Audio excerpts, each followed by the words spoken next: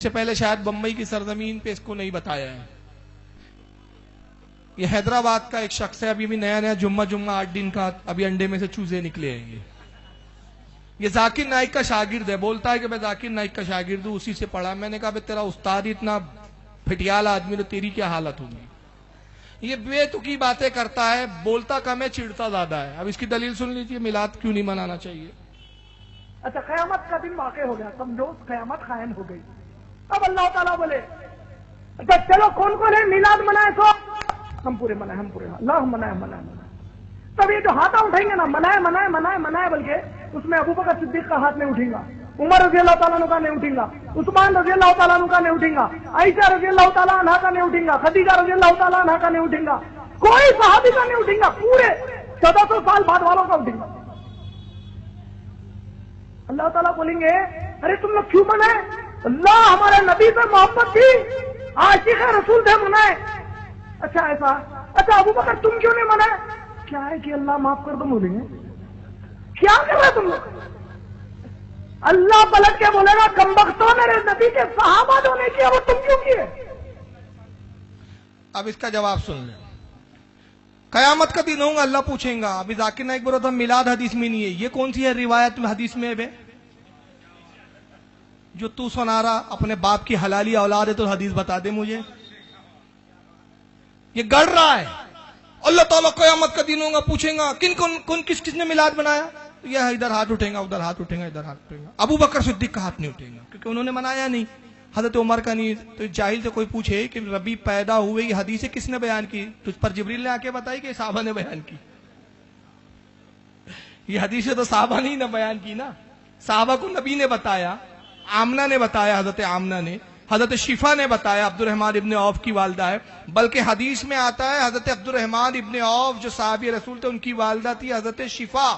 یہ دائی تھی اس وقت جو دائی کے فرائض انجام دے رہی تھی. عبد الرحمن ابن عوف رضی اللہ تعالیٰ عنہ کہتے ہیں کہ جب ایمان لا چکی ہے, جب رسول اللہ نے اعلان نبوت کیا, یہ ایمان لانے والوں میں اولین تھی, تو ہمارے دوستوں میں سے, ہمارے ساتھیوں میں جو بھی جاننا چاہتا کہ نبی کی ولادت کے وقت کیا حالات تھے, وہ میرے گھر آتا اور کہتا عبد الرحمن کیا آپ کی والدہ ہے. میں کہتا ہاں امی جان ہے. کہا ذرا بلائیے, ہم اپنے نبی کی ولادت کا ذکر سننا چاہتے ہیں. آپ جاتے کہتے امی جان میرے کچھ دوست اور احباب آئے ہیں. حضرت شفا تشریف لاتی اور ایک مسجد پہ بیٹھ جاتی. وہ صحابہ بیٹھ جاتے جو عبد الرحمن کے دوست ہوا کرتے تھے, کہتے امی جان, دوست کی وجہ سے وہ بھی امی جان کہتے تھے, امی جان بتائیے نبی, ہمارے نبی کی ولادت کے وقت کیا ہوا. حضرت شفا تفصیل سے بیان کرتی کہ جب نبی پیدا ہوئے تو یہ حال تھا کہ ایک نور ظاہر ہوا جس سے ہم نے شام کے محلوں کو دیکھ لیا.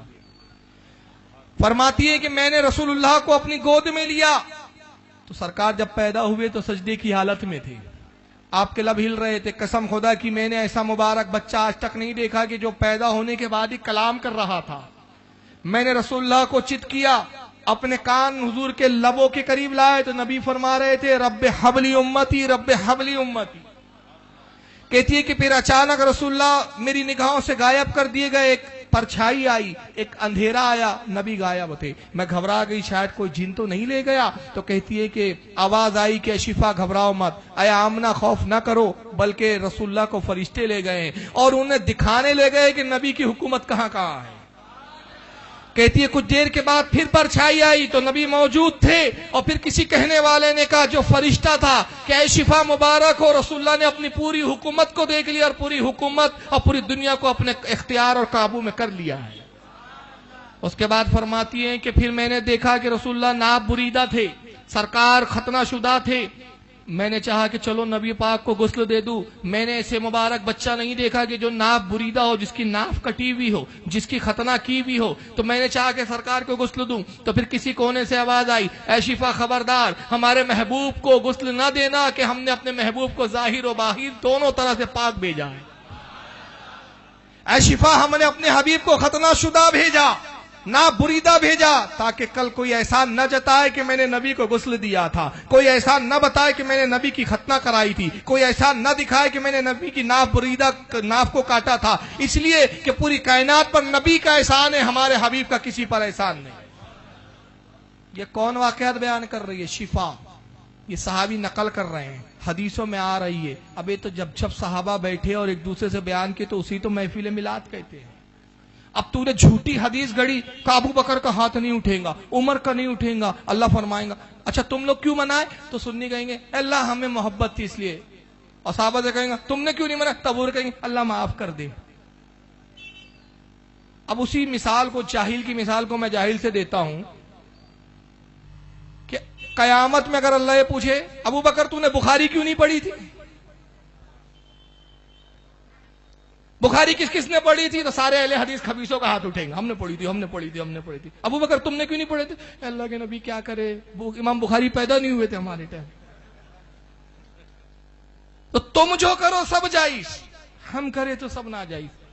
اللہ کہیں گا اے ابو بکر اے عمر تم نے دین کو خوب عام کیا، تبلیغ کی، چلا کیوں نہیں کاٹا 40 دن کا؟ مولا اسماعیل دہلوی گنگوئی نہیں پیدا ہوئے تھے اس وقت.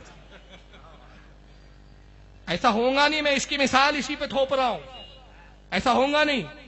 یہ تو حدیث بتا رہا ہے کم بخت. کون سی حدیث میں پڑھ لیا بھی؟ کہاں پڑھ لیا؟ تو اہل حدیث ہے نا، حوالہ دے نا. تیری نسلیں مر جائیں گی مگر حوالہ نہیں دے سکیں گا. تو میلاد نہ منانے کے لیے دیکھو کسی بچکانی دلیلیں. اور آئیے یہ تو حدیث میں نہیں ملا ان کو میلاد منانا، مگر یہ حدیث میں کیا مل گیا ان کو، آئیے ذرا دیکھیں کچھ جھلک. یہ مدینے کے امام صاحب ہیں، مسجد کا انوگریشن کر رہے ہیں، ادگھاٹن. سیرت الجنہ ایک مسجد کا انہوں نے ربن کاٹ کے کیا. یہ بتائیے رسول اللہ نے مسجد نبی بنائی تو ربن کاٹا تھا؟ ابو بکر لے کر آئے تھے کیچی، یا رسول اللہ ادگھاٹن کر دیجیے، آج مسجد نبی کمپلیٹ ہو گئی ہے. یہ کون سی حدیث میں آ گیا؟ یہ تو عیسائیوں کا کلچر ہے. یہ مسجد نبوی کا امام اگر تم میں غیرت ہو تو جس بے دھڑلے اور جس تم بے باکی کے ساتھ ہمارے کاموں کو بدعت کہتے ہمت ہو تو ان ریالوں کے جن کے ٹکڑوں پہ پل رہے ان کے بھی کاموں کو بدعت بول کے بتاؤ. مگر ریالیں ملنا بند ہو جائیں گی کیونکہ پوری طلب جو ہے وہ دنیا کی ہے، ساری بھاگ دوڑ دنیا کی ہے. اچھا خود کوٹ ٹائی پینٹ پہنا ہوا ہے ذاکر نائک بھی اور چمچا بھی. اللہ بولیں گے ابو بکر تو نے کوٹ ٹائی کیوں نہیں پہنا؟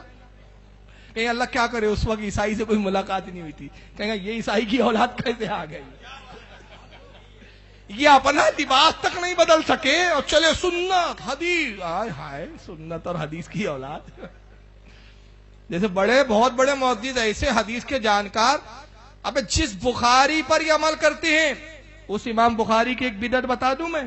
ہمت ہو ذرا امام بخاری کو بدعتی بولو، اور جس دن امام بخاری کو بدعتی بولو گے ساری بخاری کا بخار اتر جائے گا. اس لیے کہ بدعتی کی ایک حدیث بھی معتبر نہیں ہوتی، یاد کر لو.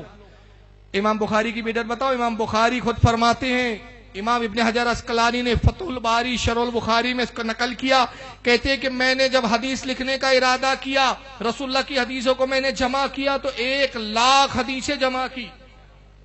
اور پھر میں نے اس میں سے حدیثوں کو کھنگالنا اور چھانٹنا شروع کیا تو 7,300 کچھ حدیثوں کا میں نے انتخاب کیا کہ بخاری میں ان حدیثوں کو جگہ دوں، بخاری میں ان کو لکھوں. کہتے میرے لکھنے کا انداز یہ تھا کہ میں اس کے لیے حرم گیا، حرم میں پہنچا اور میں جب حدیث لکھنا چاہتا تو 2 پہلے غسل کرتا، کپڑے تبدیل کرتا، پھر حرم میں آتا، 2 رکعت نماز شکرانہ پڑھتا اور صرف 1 حدیث لکھتا، پھر قلم روک دیتا اور دوسری حدیث لکھنے کے لیے پھر گھر جاتا، پھر اپنے قیام گاہ پر آتا، پھر غسل کرتا، پھر کپڑے تبدیل کرتا، پھر حرم میں آتا، پھر 2 رکعت شکرانہ پڑھتا تو دوسری حدیث لکھتا. یعنی 7,333 حدیثوں کے لیے 14,600 کچھ مرتبہ اتنی تو رکعتیں پڑھی، 7,333 مرتبہ غسل کیا.